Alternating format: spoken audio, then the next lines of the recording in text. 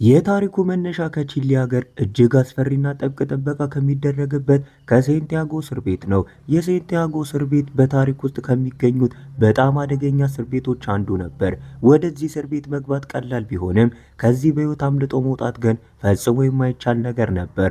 በእርግጥ ይህንን እስር ቤት የሚያስተዳድረው እጅግ ጨካኝ የሆነ እንግሊዛዊ የእስር ቤት ኃላፊ ነበር። እሱም አዲስ እስረኞች በእግራቸው እንዲረገጡ በመጀመሪያው ቀን ለሁሉም ግልጽ ማስጠንቀቂያ ይሰጣል። ከዚህም ቦታ ለማምለጥ የሞከረ ማንኛውም ሰው በቀጥታ እንደሚተኮስበት ይናገራል። ይህንን አስፈሪ ማስጠንቀቂያ ሲሰሙ የእስረኞቹ ራብ በቂጣቸው ይፈሳል። ነገር ግን በዚያው ሕዝብ መካከል የፍርሃት ጥላ ፈጽሞ የማይታይባቸው የአምስት እስረኞች ቡድን ነበር። የዚህ ቡድን መሪ ሊዮንስ ቫርጋስ ይባል ነበር። ሊዮንስ እና ጓደኞቹ ወደ እስር ቤት ከመግባታቸው በፊትም ከዚህ ቦታ እንዴት መውጣት እንዳለባቸው አስበው ነበር። በእውነቱ እነዚህ ሰዎች ጨካኞች ወንጀለኞች ወይም ገዳዮች አልነበሩም። ይልቁኑ ሁሉም የሀገር አርበኞች ተዋጊዎች ነበሩ። በሀገር ክህደት ወንጀል ተከሰው መንግስት ከነሱ ጋር እጅግ የከፋ ግፍ ይፈጽምባቸው ነበር። ነገር ግን እነዚህ ታጋዮች በሰላ የአእምሮ ብቃታቸው የሚታወቁ ነበሩ። መንግስትም የፈራቸው ለዚህ ነበር። አደገኛ ከሆኑት የብረት ማሰሪያዎች ጀርባ የከተታቸው እነዚህ ሰዎች ከዚህ ማምለጥ ብቻ ሳይሆን እስከዛሬ ማንም ሊሰብሩ ያልቻሉን የእስር ቤት የማምለጥ ሙከራ የማይበጠስ ታሪክ ሊፈጥሩ አስበው ነበር። ይህንም ሙሉ ታሪክ በእውነተኛ ክስተት ላይ የተመሰረተ ነው። አንድ ቀን ሁሉም እስረኞች በድንገት ወደ አዲስ የእስር ቤት ህንፃ ይዘዋወራሉ። እዛም እያንዳንዱ ሰው የራሱን ክፍል የመምረጥ ሙሉ ነፃነት ተሰጥቶታል። እድሉን እንዳገኘ ሊዮን ሌሎች እስረኞችን ወደ ኋላ ትቶ በቀጥታ ወደ ክፍል ቁጥር 50 ይሮጣል። በማንኛውም ዋጋ ይህንን ክፍል መቆጣጠር ነበረበት፣ ምክንያቱም ከሱ በታች በቀጥታ ወደ ውጭ የሚወጣበት መንገድ ነበርና።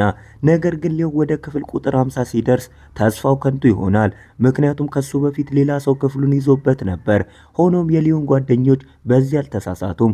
ጓደኛው ራፉኤል ከሌሎች ጋር በመሆን በእቅዳቸው መሰረት የተዘጋጁትን ክፍሎች ይቆጥራሉ። እዚህ የታሰሩት እስረኞች በሙሉ በሚገባቸውና ለዓመታት ሲሰሩበት በነበሩት ስራዎቻቸው ብቻ ይሰራሉ። ሊዮን በሙያው መሐንዲስ አርክቴክት በመሆኑ ምንም አይነት መሳሪያ ሳይጠቀም በቀላሉ በእግሮቹ እርምጃዎች ብቻ ውጪ ለመውጣት ሙሉ 210 ጫማ ርዝመት ያለው ዋሻ መቆፈር እንዳለባቸው በትክክል አሰላ። ይህ ዋሻ በቀጥታ በአቅራቢያ ወደሚገኝ ወንዝ ውስጥ ይወጣል። ማለትም በሆነ መንገድ ሁሉም ከዚህ ከወጡ በወንዙ በኩል በቀላሉ መሰወር ይችላሉ። ነገር ግን ትልቁ ስጋት በቀን 24 ሰዓት በጠባቂዎች ዓይን ስር ዋሻ መቆፈርና የሚወጣውን አፈር ትክክለኛ ቦታ ላይ መደበቅ እጅግ ትልቅ ስራ ነበር። እነዚህ ሰዎች ተቀምጠው እቅድ እያወጡ ሳለ በድንገት ፓብሎ የተባለ እስረኛ አይናቸው ላይ ያርፋል። እሱ እነዚህ ሰዎች የተወሰነ ሚስጥራዊ እቅድ እያወጡ መሆናቸውን ወዲያውኑ ይገነዘባል። ነገር ግን በጉዳዩ ላይ የሆነ ጥርጣሬ ይሰማዋል። ቀጥታ ወደ እነርሱ በመሄድ እናንተ የምታወጡት እቅድ ማንኛውም ነገር ይሁን እኔም አብራችሁ አካቱኝ ይላቸዋል። ምክንያቱም እኔም ከዚህ መውጣት እፈልጋለሁና ይላቸዋል። ሁሉም በፓብሎ ላይ እምነት አላቸው። ስለዚህ በቡድናቸው ውስጥ ያካትቱታል። እንዲሁም ከዚህ ለመውጣት ጥሩ ሀሳብ ካለው በእርግጠኝነት እንዲነግራቸው ይነግሩታል። ማታ ማታ ሲመጣ ሊዮንና ጓደኞቹ ዋሻውን የመቆፈር ሙሉ ስራ ውስጥ ይገባሉ። የመጀመሪያቸው ስራ ከግድግዳው አጠገብ የሚታይ የውሸት ሰሌዳ ማዘጋጀት ነበር። ይህንን ዋሻ ለመስራት ብዙ ቀናት የሚወስድ በመሆኑ ይህንን የውሸት ግድግዳ ጠባቂዎቹን አይናቸውን የማሳሳት ስራ ይሰራል። በዚህ ምክንያት ጠባቂዎቹ በጥበቃ ላይ ባሉበት ጊዜ ከዚህ ሰሌዳ ጀርባ የማምለጫ ዋሻ እየተዘጋጀ መሆኑን ፈጽሞ አያውቁም። በሚቀጥለው ጣት በአዲሱ እስር ቤት ውስጥ አውድማ ውስጥ አዳዲስ እስረኞች ይወሰዳሉ።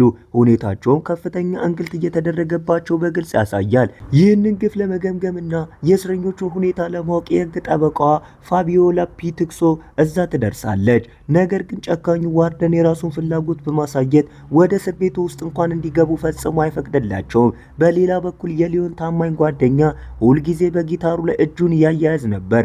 በድብቅ በጊታሩን በማቀፍ ውስጥ ተደብቆ የነበረውን ትልቅ ስክሪፕ ድራይቨር አውጥቶ ማንንም ሳያይ በቀጥታ ለሊዮን ይሰጣል።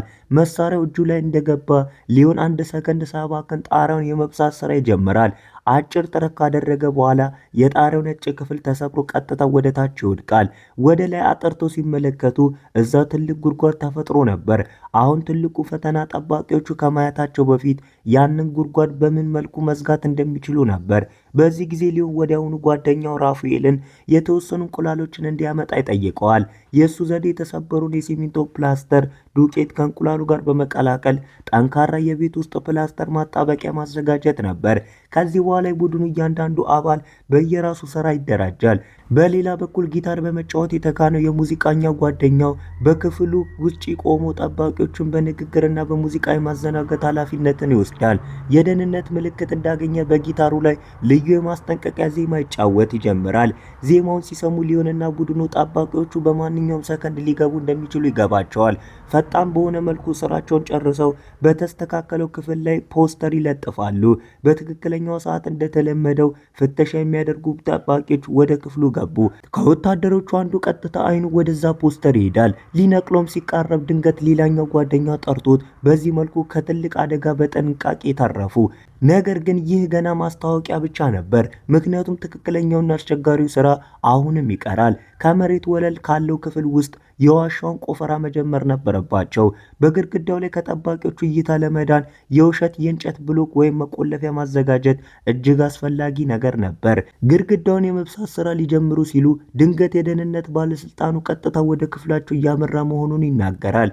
ይህንን ሲሰሙ የሁሉም እጅና እግር ይረበሻል። ነገር ግን ወዲያውኑ ከተሰበረው ቦታ ፊት ለፊት እቃዎቻቸውን በመደርደር ይሸፍኑታል። እንዲሁም ምንም እንዳልተፈጠረ በመሆን ይሰራሉ። የደህንነት ባለስልጣኑ ምንም አይነት ጥርጣሬ ሳያድርበት ሌሎች እስረኞችን ለመፈተሽ ይቀጥላል። ባለስልጣኑ እንደሄደ እንደገና ንቁ ይሆናሉ። ግድግዳውን የመምታት ድምፅ ወደ ውጭ እንዳይሰማ በክፍል ውስጥ ያለውን የሬዲዮ ድምፅ ይጨምራሉ። ግድግዳውን ከውሸት ብሎክ ቅርጽ ጋር በማመሳሰል መልኩን ይሰሩታል። በዚህም ከተቆፈረ በኋላ ብሎኩን እዛው በመግጠም የዋሻውን አፍ ሙሉ በሙሉ መደበቅ ይቻላል። ከዚህ በኋላ በእንቁላል ፕላስተር የለወጡትን ጣሪያ ላይ ከዋሻው የሚወጣውን አፈር ሁሉ ማከማቸት ይጀምራሉ። በዚህ መልኩ በየቀኑ በድብቅ የመቆፈር ስራ ይቀጥላል። ቀናትም ያልፋሉ። በዚህ አጠቃላይ ስራ ጊዜ የሙዚቀኛው ጓደኛቸው ውጪ ቆሞ በጊታር ዜማዎችን የጠባቂዎቹን ትኩረት ያዘናጋል። ጠባቂዎቹም ሲጠጉ ያንን ልዩ የማስጠንቀቂያ ዜማ ያጫውተዋል። በዚህም ውስጥ የሚሰሩ ሰዎች ወዲያውኑ ንቁ ይሆናሉ። ነገር ግን በዚህ መሃል ኦስካር የተባለ ሌላ እስረኛ በየቀኑ በተመሳሳይ ሰዓት ተመሳሳይ ጥርጣሬ ያለው ስራ ሲሰሩ በጥንቃቄ ይመለከታቸዋል። በልቡ ውስጥ እነዚህ ሰዎች ትልቅ ወንጀል ለመፈጸም እቅድ እንዳላቸው የጥርጣሬ ዘር ተከትሎ ነበር። በሌላ በኩል ማግስት ሊዮን ራሱ ወደ ዋሻ ውስጥ ገብቶ ጥልቀቱን ሲለካ ድፍረቱ ሙሉ በሙሉ ይጠፋል። ለወራት የፈጀ ከባድ ስራ ቢኖርም ዋሻው አሁንም 10% እንኳን አልተቆፈረም ነበር። ሊዮን በዚህ ፍጥነት ከቀጠሉ ዋሻው መቼም እንደማይጠናቀቅ ጥርጣሬ ይገባዋል። ይህ ስራ ዓመታት ሊወስድብን ይችላል። እናም በፍጥነት መውጣት ከፈለግን በዚህ ሚስጥራዊ ስራ ላይ ተጨማሪ ሰዎች ያስፈልጉናል። ስለዚህ ሊዮን አደጋውን በመውሰድ ሌሎች ጥቂት ታማኝ እስረኞችን ወደ ሚስጥራዊ እቅድ በማካተት የተደበቀውን መንገድ ያሳያቸዋል። ዋሻውን እንዳዩ ሁሉም በደስታ እገዛቸውን ለማድረግ ተስማሙ። በእርግጥ ከነዚህ ውስጥ አብዛኞቹ በጥቂት ቀናት ውስጥ በጥብቅ ስቅላት ሊሰቀሉ የነበሩ እስረኞች ነበሩ። እናም በማንኛውም ዋጋ ህይወታቸውን ማዳን ይፈልጉ ነበር። አሁን ከእስር ቤቱ ብዙ ተጨማሪ እስረኞች የዚህን ደፋር ሚስጥራዊ ተልዕኮ አካል ስለሆኑ የመያዝ አደጋን ለመቀነስ የጣሪያውን መንገዶች እርስ በርስ ከሴሎቻቸው ጋር በማገናኘት ይጀምራሉ። እየተመለከቱት ዋሻውን በመቆፈር ከ150 ቀናት በላይ ያልፋሉ። በዚህ ጊዜ ውስጥ በሬዲዮ በኩል ከውጭ ዓለም የሚመጡ ዜናዎችን ይከታተላሉ። አንድ ቀን ከውጭ ባለው ህዝባዊ እንቅስቃሴ ውስጥ በተደረገ ግጭት አንድ ፖሊስ መገደሉን የሚገልጽ ዜና ይመጣል። ፖሊስ የሞተው በራሳቸው ድርጅት አባላት እጅ ነበር። ይህንን ሲሰሙ የሊዮንና የቡድኑ ስጋት ይጨምራል። ውጭ ያሉት ጓደኞቻቸው በዚህ መልኩ ጥቃት ማድረጋቸውን ከቀጠሉ የህዝብ ድጋፍ ከእጃቸው ሊወጣ እንደሚችልና ይህ ሁሉ ጥረታቸው ከንቱ እንደሚሆን ስጋት ያድርባቸዋል። አሁን ባለው ከባድ ሁኔታ ምክንያት ሁሉም እስረኞች በ2 ሰዓት የጊዜ ልዩነት መስራት ጀመሩ። ሙሉ ቀናቸውን የሚያሳልፉት ዋሻውን በመቆፈርና ቀጣይ ስልቶችን በማቀድ ብቻ ነበር። ዋሻውን ቆፍሮ የሚወጣው ማንኛውም ሰው በመጀመሪያ እጅና እግሩን እንዲሁም ልብሱን አጥቦ ያጸዳል። በዚህም አንድ አነስተኛ የአፈር ፍርፋሪ እንኳን በማንኛውም ሰው አይን ላይ እንዳይወድቅ ያደርጋል። ሌሎች እስረኞች ውጪ ሆነው እጅግ ተራ ሰዎች እንደሆኑ አድርገው ይሰራሉ። ልክ እጅግ ተስፋ ቆርጠው ቅጣታቸውን እየተቀበሉ እንዳሉ ሆነው ይታያሉ። የማንኛውም እስረኛ የሥራ ሰዓት ሲደርስ በታማኝነት ይቆፍራል። ሌሎች ደግሞ ውጪ ቆመው ወፍ እንኳን እንዳይበር በጥንቃቄ ይጠብቃሉ። ትንሽ ስህተት እንኳን ሲሰማቸው ወዲያውኑ ውስጡ ላለው ሰው የሚስጥራዊ ኮድ ምልክት ይልካሉ። ስራው እጅግ ፈጣን በሆነ ፍጥነት እየገሰገሰ ሲሆን ከግማሽ በላይ የሚሆነው ዋሻ ተቆፍሮ አልቋል። በዚህ ጊዜ ያ ጥርጣሬ ያደረበት ኦስካር ከራፋኤል ጋር ተገናኝቶ በቀጥታ እንዲህ ይላል፣ እናንተ ከውስጥ ምን አይነት ወንጀል እየፈጸማችሁ እንደሆነ ሁሉንም ነገር አውቄያለሁ። እኔም በዚህ ሚስጥራዊ ተልእኮ ውስጥ አካቱኝ። በዚህ ገሃነም ውስጥ ሌላ አንድ ቀን እንኳን መቆየት አልችልም ይለዋል።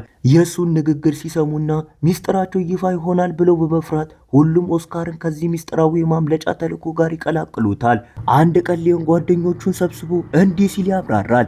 የዋሻውን ስራ በቅርቡ ይጠናቀቃል። ነገር ግን የእስር ቤቱን ግድግዳ ከለቀቁ በኋላ ከውጭ የሚረዳቸው ሰው አብሮ ይፈልጋል። ለራፋኤል በግልጽ እንዲህ ይላል፣ በማንኛው ውጪ ባሉ ሰዎች ላይ እምነት የለንም። ነገር ግን በአንተ ሚስት በፖሊያና ላይ ያለማመንታት መተማመን እንችላለን። ስለዚህ አንተ ራስህ ለዚህ አደገኛ ስራ እንድታሳምናት ይገባል ይለዋል።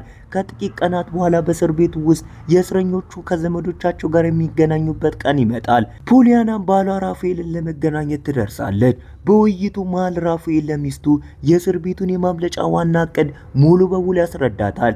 እንዲሁ ውጭ ሄዳ ከቀሩት ጓደኞቿ ጋር በመሆን እርዳታ እንድትጠይቅ ይነግራታል። ሆኖም ፖሊያና በዛን ጊዜ ምንም ልዩ ምላሽ ሳትሰጥ ጸጥ ብላ ወደ ቤቷ ትመለሳለች። እየተመለከተ በእስር ቤቱ ውስጥ ከ200 ቀናት በላይ ያልፋሉ። የዋሻው የመቆፈር ስራ ቀንና ሌሊት ይቀጥላል። በዛው ወቅት የሊዮን የሙዚቃ ጓደኛ በዋሻው መግቢያ ላይ በመቆፈር ሳለ ድንገት ሙሉ የጥበቃ ሰራዊት በዛ ቦታ መጣ። በእርግጥ በእስር ቤቱ ውስጥ ህገወጥ ነገር እየተካሄደ መሆኑን አውቆ ነበር። ጠባቂዎቹ ወደፊት ሲገፉ ሊዮን በፍጥነት ወደ ክፍሉ በመግባት ለጓደኞቹ ማስጠንቀቂያ ይሰጣል። ነገር ግን በዚህ አጭር ጊዜ ውስጥ የመቆፈሪያ መሳሪያዎችንና አፈር መደበቅ ፈጽሞ የማይቻል ነበር። በዚህ ሁኔታ ጓደኞቹንና አጠቃላይ እቅዱን ለማዳን ሲል ራፋኤል ምንም ሳያስብ በቀጥታ በጠባቂዎቹ ላይ ተወርውሮ ይወድቃል። በእስረኞቹና በጠባቂዎቹ መካከል ከፍተኛ ግርግር ይፈጠራል። በዚህ ግፊት ምክንያት እስረኞቹ ከፍተኛ ጉዳት ቢደርስባቸውም ሊዮንና ቡድኑ ግን ሁሉንም እቃዎች ለመደበቅ የሚችል ውድ ጊዜ ያገኛሉ።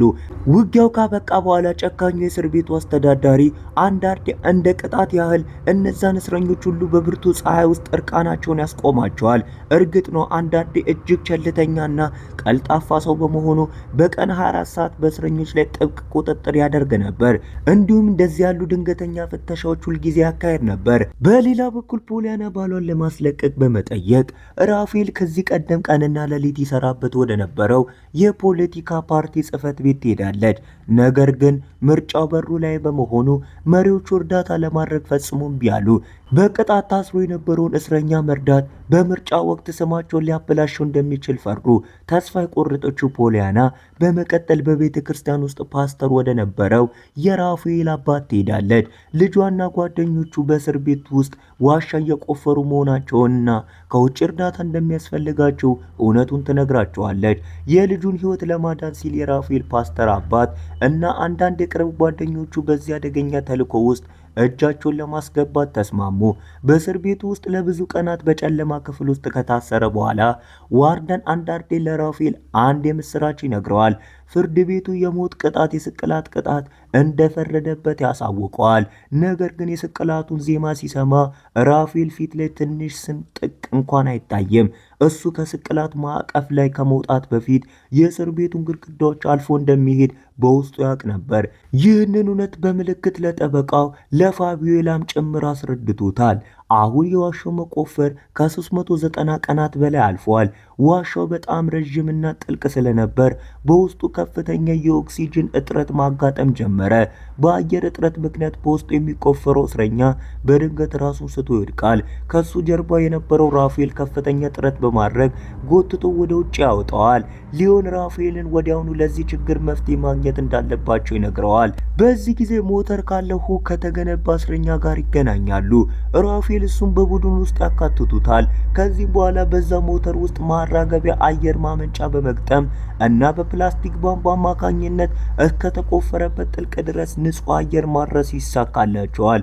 ቢሆንም የነጻነት መዳረሻ አሁንም ከሱ በጣም የራቀ ነበር። እየቆፈሩ ሳለ አሁን 413 ቀናት ረጅም ጊዜ አለፈ። አንድ ቀን ጠዋት ፖሊያና ጋዜጣ ስትከፍት አይኖቿ እጅግ ይደነቃሉ። በታጣቂዎች ላይ ጥቃት የፈጸሙ 9 እስረኞች በክፍል ፍርድ ቤቱ የሞት ቅጣት እንደተፈረደባቸው ዜና ወጥቷል። በሌላ በኩል የዋርደን አንዳርዴ ጥርጣሬ አሁን በሊዮን ቡድን ላይ መጠራጠር ጀመረ። ፓብሎን በመያዝ ያሰቃየዋል፣ እንዲሁም የሱን ሰላይ ካልሆነ በህይወት እንደሚገለው ያስፈራረዋል። ከሞት ፍርሃት የተነሳ የደነገጠው ፓብሎን ህይወቱን ለማዳን ሲል የዋርደን ሰላይ ለመሆን ተስማማ። ሁሉንም ችግሮች በማለፍ በመጨረሻ ሊዮንና ጓደኞቹ ዋሻውን ቆፍረው የእስር ቤቱን መውጫ ድንበር በጣም ተጠግተው ይደርሳሉ። የዋሻውን ትክክለኛ ጫፍ ለማወቅ በፕላስቲክ ቧንቧ በኩል የመሬቱ ላይ ቀይ ቀለም ያለው ኬሚካል ይረጫሉ።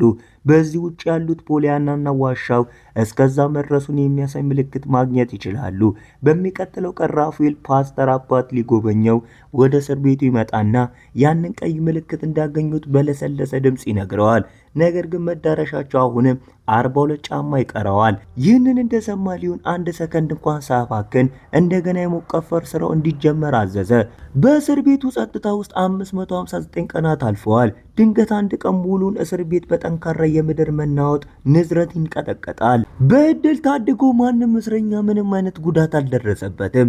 ከዚህም በላይ የሚያስታግሰው ዋናው ነገር ለወራት በከባድ ጥረት የተሰራው ዋሻ ሙሉ በሙሉ ደህንነቱ የተጠበቀ ሆኖ መቆየቱ ነው። በምድር መናወጡ ምክንያት ምንም አይነት ጉዳት አልደረሰበትም። ሁሉም በእርጋታ ትንፋሽ ይወስዳሉ። እንዲሁም ሌላ የምድር መናወጥ ከመምጣቱና ሁሉም ነገር ከጠፋብን በፊት ከዚህ መውጣት እንዳለባቸው ይወስናሉ። በሚቀጥለው ቀን የዋሻው የመጨረሻ ኢንች ድረስ መቆፈር ሲጠናቀቅ ሊዮን በእስር ቤቱ ውስጥ እግሩ ቆስሎ ወደ ነበረው አንድ እስረኛ ጋር ይሄዳል። ሊዮንና ከእኛ ጋር አብረው ውጣ ይለዋል። ነገር ግን የአዛውንት እስረኛ ህይወቱን ጨርሶ ነበር።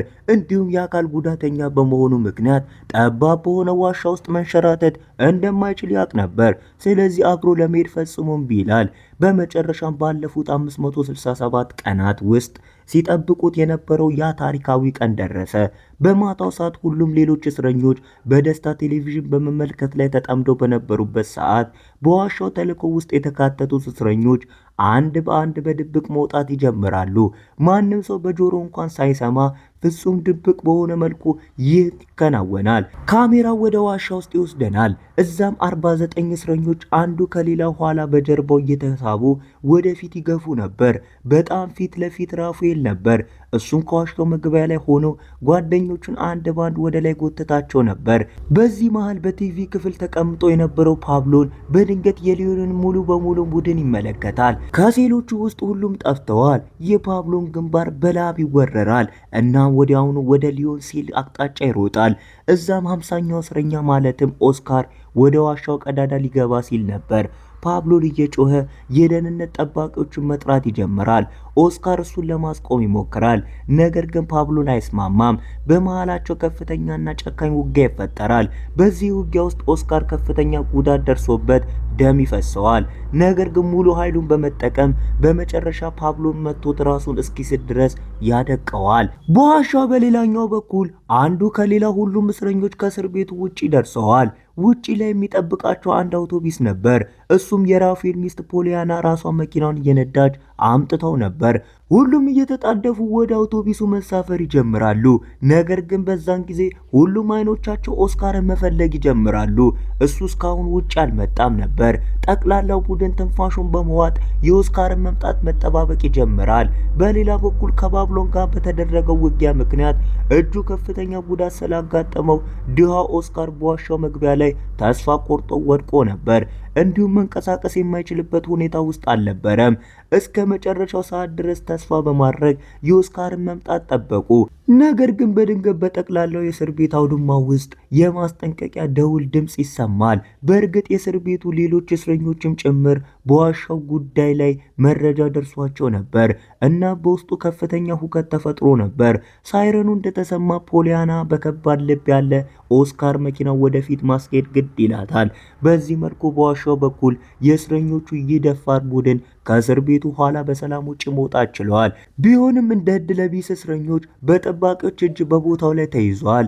ነገር ግን የደህንነት ቡድኑ ወደ ሴሉ ውስጥ ገብቶ ያንን 80 ጫማ ርዝመት ያለው አስፈሪ ዋሻ ሲመለከት አይኖቻቸው በእጅጉ ይደነቃሉ። ከሩሩ ዋርደን አንዳርዴ አጠቃላይ ትዕቢቱ በአንድ ቅጽበት ካንካቴው ይሰበራል። በሌላ በኩል በአውቶቡስ ተሳፍሮ በሰላም የወጡት እስረኞች ፖሊያና አዳዲስ የሐሰት መታወቂያ ሰነዶችንና የተወሰኑ ገንዘብ ትሰጣቸዋለች። ከዚህ በኋላ የመያዝ አደጋ ሙሉ በሙሉ ለማስቀረት በሶስት ትናንሽ ቡድኖች ተከፋፍለው በተለያዩ ቦታዎች ይቀመጣሉ። በዚህ ሁኔታ የወራት ከባድ ጥረት፣ የማይበጠስ ድፍረትና በብልሃት አማካኝነት እነዚህ ሁሉም የነጻነት ታጋዮች ከዛ ገሃነም መሰል እስር ቤት ለዘላለም ነጻ ይወጣሉ። ይህ የቺሊ ታሪክ ውስጥ ከሁሉ በላይ ትልቁና ልዩ የሆነ የእስር ቤት ማምለጫ ነበር። በአንድ ሌሊት ውስጥ ብቻ 49 እስረኞች በዋርደን አፍንጫ ስር አምልጠው ሄደዋል። እስከ ዛሬ ድረስ ማንም ሊሰብሮ ያልቻለውን እንዲህ ያለ ታሪካዊ ሪኮርድ ተመዝግቧል። እናም በዚህ ሁኔታ የታሪካዊ የነጻነት አስፈሪ ታሪክ እዚህ ላይ ፍጻሜውን ያገኛል። ከዚህ በኋላ ዳግመኛ እንዳይያዙ ለመከላከል ሲሉ በሶስት ትናንሽ ቡድኖች ተከፋፍለው የተለያዩ ቦታዎች ተደብቀው ይሄዳሉ። በዚህ ሁኔታ የበርካታ ወራት ከባድ ድካም፣ የማይሰበር ጽናትና ጥበብን በመጠቀም እነዚህ ሁሉም የነጻነት ታጋዮች ከዚህ ገሃነም ከሚመስለው እስር ቤት ለዘላለም ነጻ ይወጣሉ።